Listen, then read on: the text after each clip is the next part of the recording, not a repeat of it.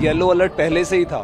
सवाल ये है कि येलो अलर्ट होने के बाद भी उसको अलाउ क्यों किया गया कि वो आगे जाए। और मांग करके भी होगा कि हमारे जाने वाले तो वापस नहीं आएंगे ना, हमारा परिवार बिखर गया।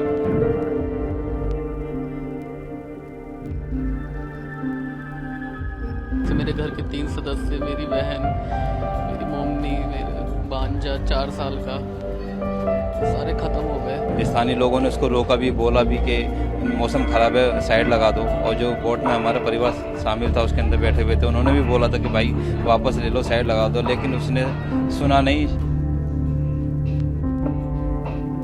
मैं सिर्फ ये कहना चाहता हूँ कि मेरा परिवार के लोग वहाँ पर एंजॉय करने के लिए गए थे। जब किसी पर्पस के लिए वो गए और वहाँ पर एंजॉयमेंट के लिए वहाँ के जो भी लोकल प्रशासन है उनको थोड़ी सी सावधानी बरतनी चाहिए थी।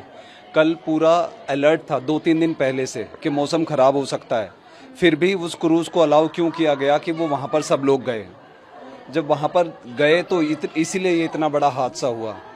ये रोका जा सकता था। सर, लापरवाही का रोका जा सकता था, तो कहीं ना कहीं इसमें सिक्योरिटी पर्पस को देखा जाए तो आपने मौसम विभाग का जिक्र किया है, तो ग्रीन सिग्नल दिया होगा तभी वो आगे बढ़ा है। तो चेकिंग के मामले से इसको देखते हैं उसमें कुछ नीचे डैमेज हो सकता है या कैसे ओवरऑल? क्रूज सही चल रहा था, चलते हुए फिर जब मौसम खराब होने हुआ, येलो अलर्ट पहले से ही था। सवाल ये है कि येलो अलर्ट होने के बाद भी उसको अलाउ क्यों किया गया कि वो आगे जाए, वो लोगों को, सवारी को बिठाए क्रूज के अंदर। ये सबसे बड़ा सवाल है। हम क्या कह सकते हैं, और मांग करके भी होगा कि हमारे जाने वाले तो वापस नहीं आएंगे ना, हमारा परिवार बिखर गया। ये बहुत दुखद है मेरे लिए। मेरी ज़िंदगी बहुत ज़्यादा परेशानी में हो गई, दुख हुआ मुझे। मेरे ऊपर बहुत बड़ा पहाड़ टूट गया एकदम से। मेरे घर के 3 सदस्य, मेरी बहन, मेरी मम्मी, मेरे भांजा 4 साल का, सारे ख़त्म हो गए इस हादसे में।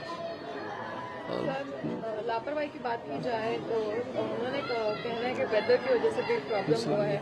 येलो अलर्ट पहले से ही था। क्रूज में भी क्या कुछ डैमेज का, क्या कुछ अभी तक आपके पास रिपोर्ट्स आई है, क्या कुछ जानकारी सामने से आई है, कैसे बताया जा रहा है?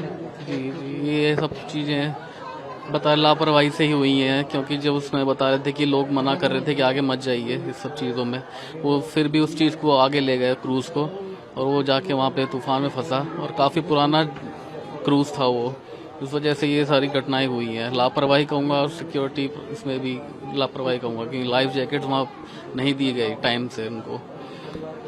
सिक्योरिटी के नजरिए से और मेंटेनेंस के नज़रिए से मैं देखता हूँ कि लापरवाही हुई है बहुत ज़्यादा ये इस चीज़ में। मैं कहूँगा प्रशासन की तरफ से लापरवाही है, क्योंकि एडवाइजरी जारी होने के बाद अगर वो जो बोट है वो पानी में है तो ये बड़ा सवाल है, क्योंकि ये 40-50 लोगों से जो है भरी हुई थी बोट। जो है मौसम ख़राब था, उसके बावजूद भी वो पानी में लेकर गया, टूरिस्टों को बिठा कर कुछ पैसों के लिए। स्थानीय लोगों ने उसको रोका भी, बोला भी कि मौसम ख़राब है, साइड लगा दो। और जो बोट में हमारा परिवार शामिल था उसके अंदर बैठे हुए थे, उन्होंने भी बोला था कि भाई वापस ले लो, साइड लगा दो, लेकिन उसने सुना नहीं और वो आगे लेकर गया, जिसकी वजह से फिर मौसम ख़राब हुआ तो अचानक इतना ये बड़ा हादसा हो गया। सर, मेंटेनेंस के नजरिए इसमें दिया जा रहा है कि बोट पुरानी थी, उसमें कुछ हाँ, हमने भी कुछ न्यूज़ चैनल में देखा कि 20 साल पुरानी वो बोट थी, उसका मेंटेनेंस कैसा था कैसा नहीं तो पता नहीं, तो जांच का विषय है।